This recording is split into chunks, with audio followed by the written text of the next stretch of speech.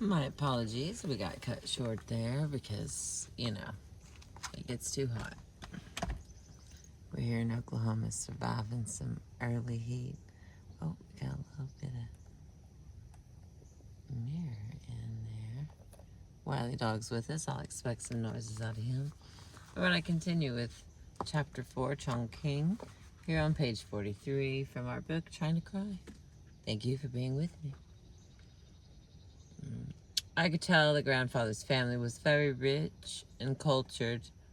There was a lot of beautiful, very expensive furniture in the house, but it was very different, a very different home from the ones to which I had been accustomed in Shanghai.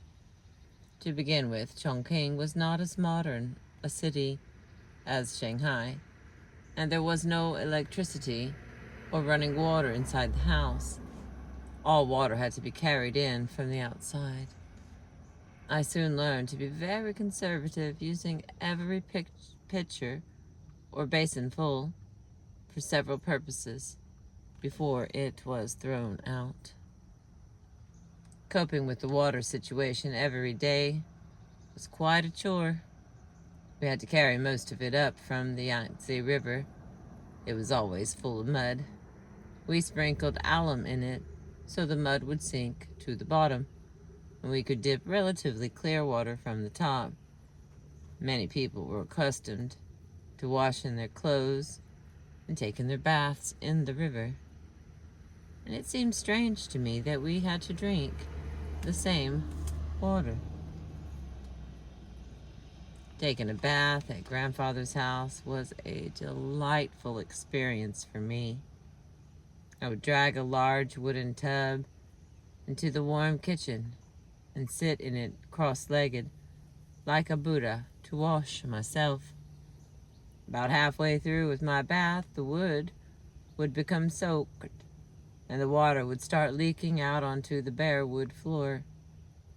Then I would race to see if I could get the soap rinsed off before the water was all gone. Instead of presenting an inconvenience, taking a bath and trying to outwit that silly old tub was fun to me. Another different thing about ChungKing was that there were all kinds of insects everywhere. At night, they seemed to take over the entire city. Every Saturday, we had to take our mattresses out of the house and beat the bugs out of them. Then we would try to kill the bugs with boiling water.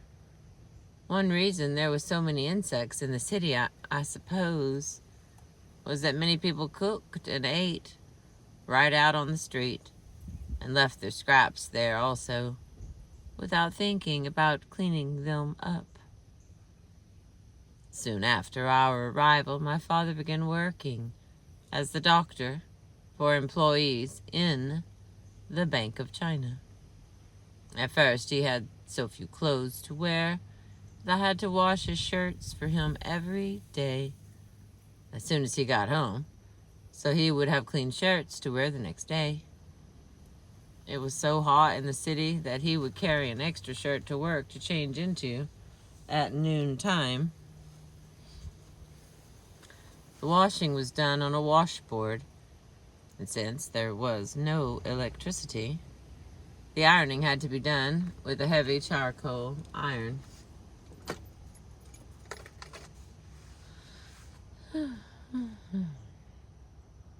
It took me quite a while to learn how much charcoal to put in it and how to get the right temperature for ironing without scorching my father's shirts. But soon I could do more things without electricity than I had ever dreamed possible. Going to school in ChungKing presented a very different kind of problem. Because it rained so much, I was always wading in mud halfway up to my knees most of the way to school. Worse yet, there were wild dogs in the fields, and I stayed terrified that a pack of them might attack me. When I walked home in the evenings through streets that had no street lights, I carried a flashlight, but sometimes the batteries would be dead before I could reach the house. It was scary. My parents weren't too comfortable about the situation either, and soon they let me drop out of school temporarily until they could get me enrolled in a boarding school where there would be fewer hazards for me. One day, the day we moved from grandfather's house into our own home in ChungKing, was a happy day for me and my family. For the first time in years, we had a place to call our own. Soon after we moved, my parents were able to enroll me in a Chinese boarding school conducted by American missionaries. There I learned more about the living Son of God, who was already my invisible friend. The school was a lot of fun for me. We sang many hymns, and we prayed our Thanksgiving before every meal. It was easy for me to do that because I was really grateful to have enough to eat. The devotional services in the evenings made me think about how wonderful God was. But I felt sad when we prayed about the friends we had left behind and for our country that had been torn by war for so many years. The dialect in ChungKing was so different from what was spoken in Shanghai. It was almost like learning a new language. That made the songs, prayers, and every lesson at school quite a challenge to me. Once in a while, I would feel I was working very hard, and I would remember that long ago promise to my mother that I would be a good girl so she could be proud of me. I would like to be your friend if you want me to. Who said that? I asked, startled, as I stood on the school ground one day.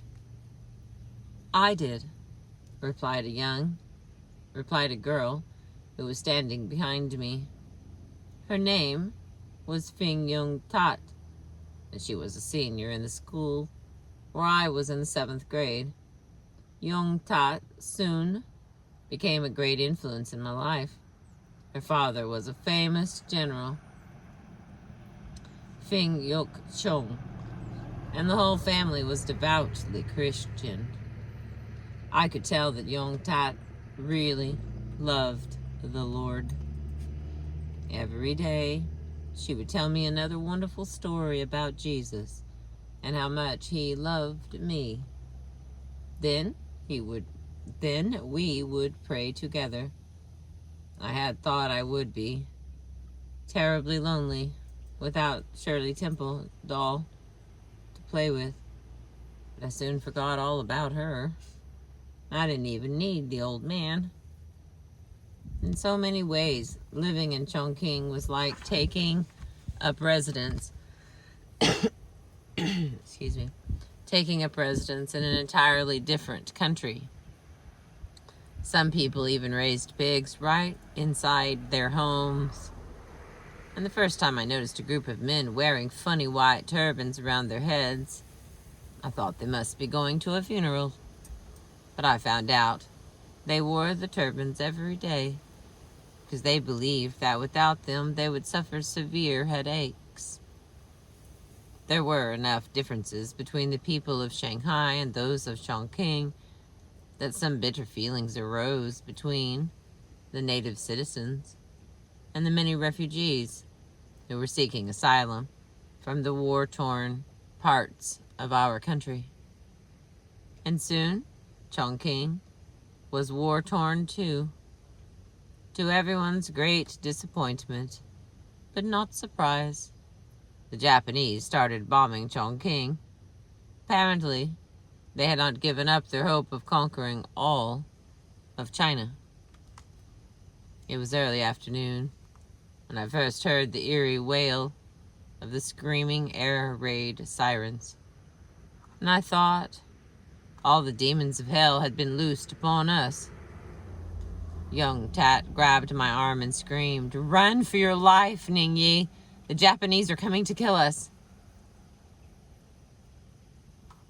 We ran all night. We ran all right. ChungKing is a city of mountain after mountain, and several blocks behind the school, there was a mountain with a natural cave that had been enlarged, and the walls shored up with planks to make an air raid shelter. We crowded together inside, staying relatively close to the entrance, so we wouldn't suffocate in the dead air far back in the cave.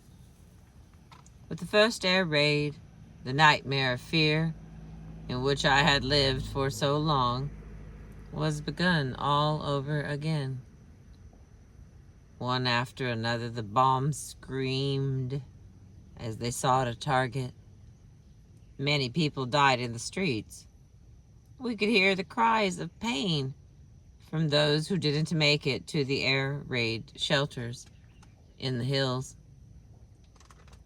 Sometimes those who died quickly were the lucky ones.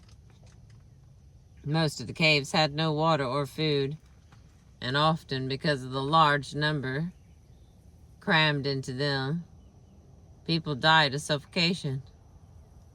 Sometimes a bomb would drop so close to the entrance of the cave that people near the opening would be killed or injured.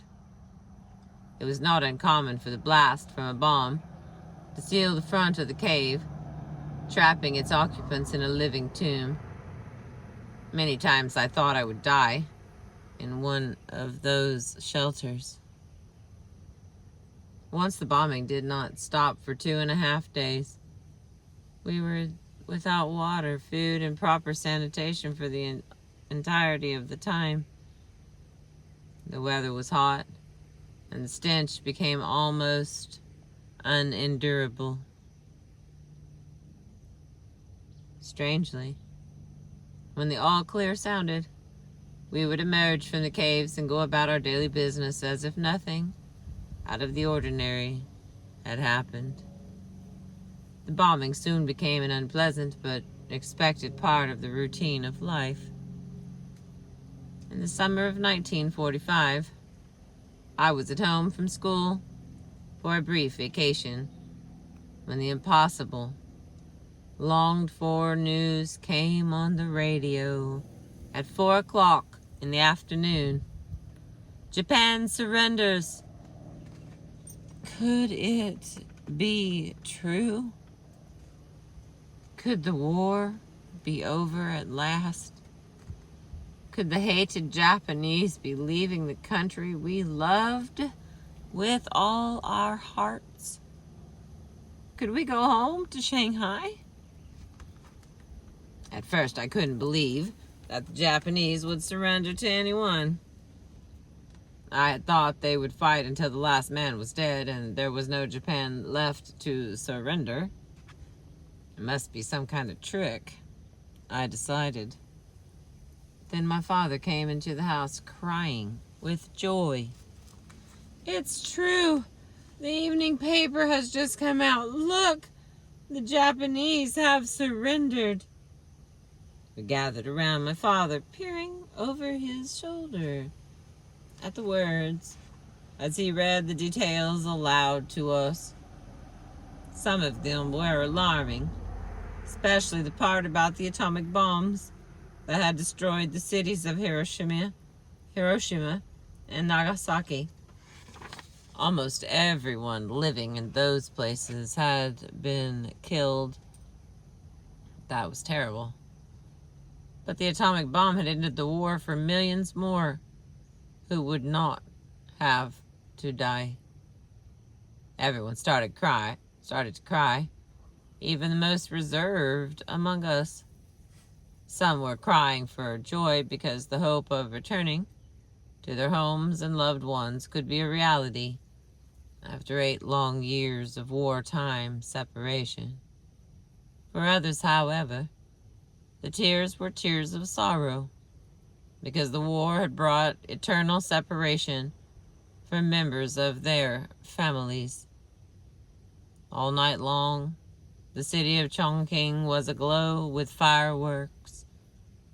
They were going off everywhere. No one could sleep, or even tried to sleep. The excitement was wonderful. In the midst of all the noise, I slipped off to be alone. I knew I had to thank the wonderful God for the end of the war, and I had to ask his help too. God, please help me to return to my city of Shanghai. And some way, somehow, someday, help me to really get to know you. If I could have guessed what was in store for me in Shanghai, I would have gone far in the other direction instead. Thank you for being with me. That's the end of chapter 4. I appreciate you. Here's the book I've been reading to you. Thank you for being with me.